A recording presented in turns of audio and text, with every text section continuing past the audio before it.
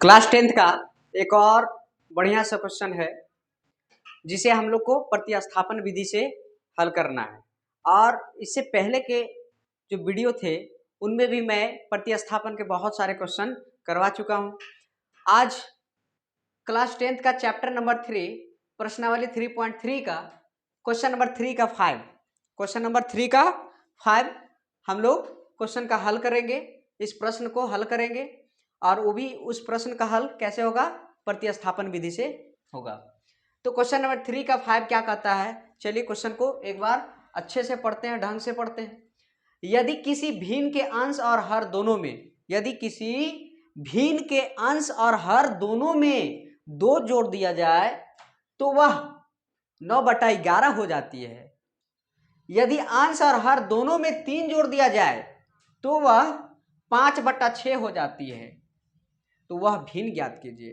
कहा जा रहा है कि यदि कोई भिन्न है उसमें हर और अंश यानी अंश और हर दोनों में 2 जोड़ दिया जाए तो क्या हो जाएगा, 9/11 प्राप्त होगा। उसी तरह से अगर अंश और हर दोनों में 3 जोड़ दिया जाए तो 5/6 प्राप्त होगा। तो वह भिन्न क्या है, तो भिन्न ज्ञात करने के लिए सबसे पहले भिन्न को मानेंगे कि भिन्न में अंश क्या है और हर क्या है। तो मान लिया जाए कि भिन्न में अंश x है और हर y है। तो इसको हल करने के लिए सबसे पहले हम लोग क्या करेंगे, सॉल्यूशन में लिखेंगे माना भिन्न x/y है। माना भिन्न x/y है। इसका मतलब क्या हुआ, x अंश है और y हर है। तो अब जैसा क्वेश्चन में कह रहा है कि दोनों में 2 जोड़ दिया जाए, अंश और हर दोनों में 2 जोड़ दिया जाए तो जोड़ते हैं, क्या प्राप्त होता है। अब प्रश्न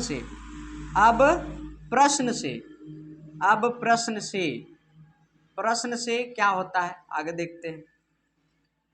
दोनों में 2 जोड़ दिया जाए, जोड़ दिया गया तो क्या प्राप्त हुआ, तो वह 9/11 हो जाती है। चलिए प्राप्त हो गया 9/11। अब इसको हम लोग सॉल्व करते हैं आगे तो कितना हो जाएगा, 11 से x+2 और 9 से y+2 में क्या हो जाएगा, गुना हो जाएगा। चलिए गुना करते हैं तो कितना आता है, 11x + 11 दूना 22 बराबर 9 से 9y बराबर प्लस 9 दूना 18, ये प्लस में 9 दूना 18 हो गया। अब इसको क्या करेंगे और सरल रूप में कन्वर्ट करते हैं, -9y बराबर क्या हो जाएगा, 22 उधर चल के 18 - 22 हो जाएगा और 11x - 9y बराबर 18 में 22 जाएगा तो कितना होगा, -4। ये पहला समीकरण। क्या ये पहला समीकरण क्या कहता है, पहला समीकरण 11x - 9y बराबर -4 पहला समीकरण हो गया। अब इसी तरह से दूसरा कंडीशन क्या दिया है, यदि अंश और हर दोनों में 3 जोड़ दिया जाए, उसके बाद तथा लिखिए, अंश और हर दोनों में क्या जोड़ दिया जाए, 3 जोड़ दिया जाए। ठीक है, 3 जोड़ देंगे तो क्या प्राप्त हुआ, 5/6। क्या प्राप्त हुआ, 5/6 प्राप्त हुआ। इसको आगे करेंगे, अगर आगे स्टेप करेंगे तो कितना आ जाएगा, 6x + 6 × 3 18 हो जाएगा। y + 3 से 5 में गुना होगा, 5 से y में 5y हो गया और प्लस में 5 × 3 = 15, ये 15 हो गया। इसको आगे हम क्या कर सकते हैं, ये 6x है, 5y इधर आया, कितना हो गया, 6x - 5y बराबर 18 इधर जाके माइनस हो जाएगा तो क्या हो जाएगा, 18 15 से 18 घटेगा तो कितना हो जाएगा, -3। क्या हो जाएगा, -3। यहाँ पर अच्छे से आप हल कर लीजिएगा। 6x और 5y RHS में है, 6x LHS में है, 5y RHS से LHS की तरफ गया तो माइनस हो गया, -5y हो गया। अब यहाँ 18 है, 18 जो है वो 15 की तरफ जाएगा तो ये माइनस में हो जाएगा, तो 15 माइनस 18 कितना हो जाएगा, -3 हो जाएगा। ये दूसरा समीकरण हो गया, ये पहला समीकरण और ये दूसरा समीकरण। अब प्रतिस्थापन विधि का यूज करेंगे, प्रतिस्थापन विधि का यूज करेंगे तो उसमें क्या होता है, एक समीकरण को लेकर के दूसरा का मान प्रतिस्थापित कर दिया जाता है तो उसे हल हो जाता है। चलिए आगे देखते हैं क्या होता है प्रतिस्थापन विधि से, कैसे हम लोग x और y का मान निकालते हैं। तो समीकरण सबसे पहले क्या करेंगे, समीकरण 1 से, किससे, 1 से, समीकरण 1 से, समीकरण 1 क्या है, 11x माइनस 9y बराबर -4, 11x बराबर -4 प्लस 9y, x बराबर -4 प्लस 9y बराबर बट्टा 11, x बराबर -4 प्लस 9y बट्टा 11 हो गया, ये हो गया। अब x का मान, इसको हम लोग क्या रखेंगे, समीकरण संख्या 3 रख देते हैं। अब क्या करेंगे, समीकरण 3 से x का मान समीकरण 2 में रखने से, समीकरण 2 में रखने से, समीकरण 2 में रखने से, 2 में रखा जाएगा। समीकरण 3 से x का मान समीकरण 2 में रखने से, समीकरण 2 में रख दिया जाए। 2 क्या कहता है, 6x माइनस 5y बराबर -3, 6x के जगह पर क्या रखेंगे, -4 प्लस 9y बटा 11 -5y बराबर -3। यहाँ पर हम लोग देख सकते हैं -4 प्लस 9y और बटा 11 में क्या, -4 प्लस 9y बटा 11, इसको कहाँ रखा गया, यहाँ x के जगह पर, यहाँ पर x के जगह पर ये रखा गया, तो इतना आ गया। अब इसको सॉल्व करते हैं हम लोग, आगे सॉल्व करते हैं, कितना हो जाता है, 6 से 4 में मल्टीप्लाई होगा ये 24 प्लस 6 से 9 में मल्टीप्लाई होगा, कितना होगा 54 बट्टा में क्या हो जाएगा 11 माइनस 5y बराबर -3, ऐसा हो गया। अब इसको आगे स्टेप करने के लिए हम लोग आगे चलते हैं, इधर आगे स्टेप इधर करते हैं।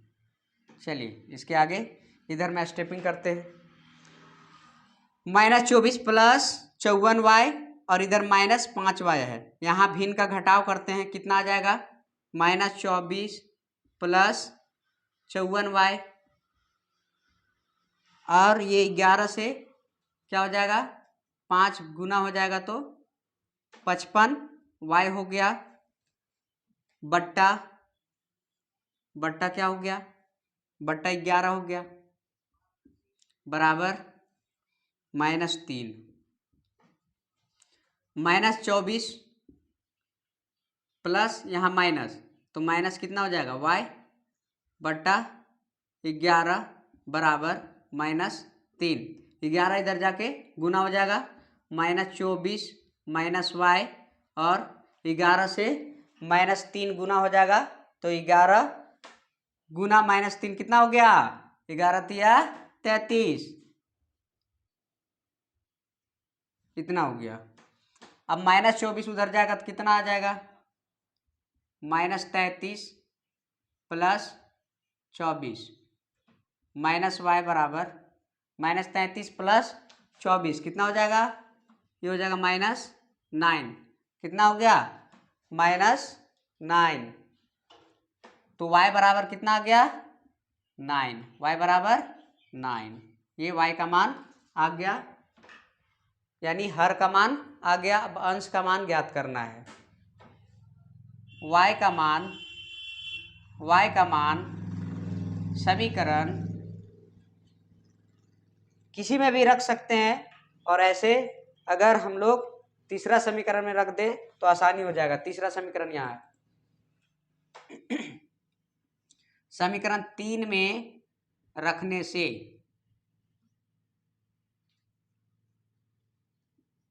चलिए 3 में रखा जाए तो कितना हो गया, x बराबर -4, x बराबर -4 प्लस 9y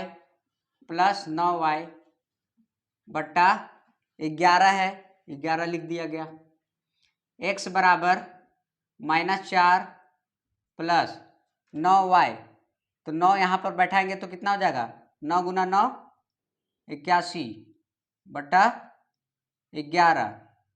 x बराबर 11, यहाँ 11 हो जाएगा तो 11 में से 4 गया, कितना बचा, 7, यानी 77 हो गया। ये 77 बट्टा 11 हो गया, 11 से कैंसिल 7 बार में, तो x बराबर कितना हो गया, 7, x बराबर 7 हो गया। ये x का मान आ गया, x बराबर 7। तब क्या हो जाएगा, भिन्न क्या लिख सकते हैं, भिन्न क्या लिख सकते हैं, अतः भिन्न बराबर, अतः आप लोग अच्छे से कॉपी में बना लीजिएगा, अतः भिन्न बराबर कितना हो जाएगा, भिन्न बराबर x बटा y यानी 7/9, आंसर हो गया। अतः भिन्न बराबर 7/9, 7/9, ये क्या हो गया, आंसर हो गया। तो अच्छे से आप लोग इसे उतार लीजिए और समझने का प्रयास कीजिए।